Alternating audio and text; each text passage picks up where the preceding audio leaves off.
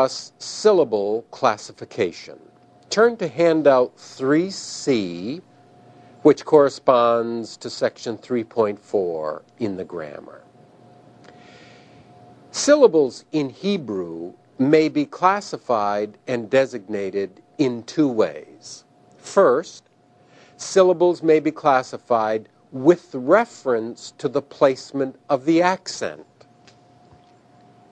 Secondly, syllables may be designated without reference to the accent.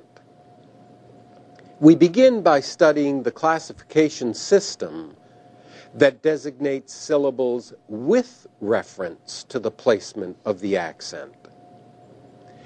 The accented syllable, regardless of its placement in the word, is called the tonic, or sometimes tone syllable.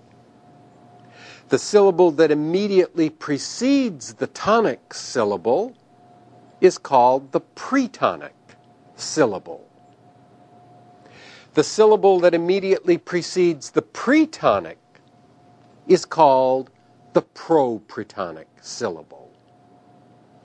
Looking at the Hebrew words that have been given in handouts 3B and 3C, let's identify the syllables of each word according to this system.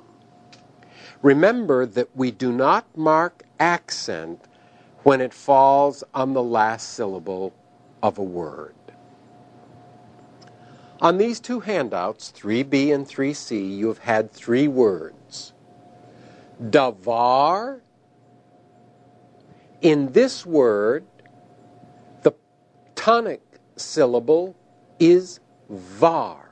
That's the syllable that receives the accent. The pretonic syllable is da. You also had the noun sefer. In this word, note that the accented syllable, the tonic syllable, is the first syllable of the word. Say. Once again, this noun is pronounced sefer.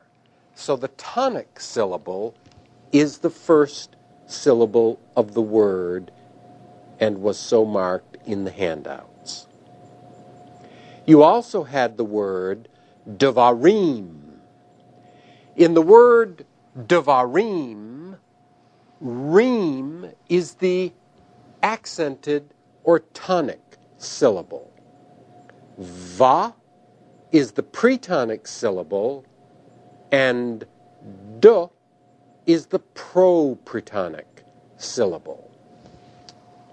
At the bottom of handout 3C, we study the classification system that designates syllables without reference to the placement of accent. The ultima is the last syllable of a word regardless of which syllable is accented. The penultima is the syllable immediately before the ultima. The antepenultima is the syllable which immediately precedes the penultima. Using the word devarim, we identify each of these syllables. Reem is the ultima, va is the penultima, and d is the antepenultima.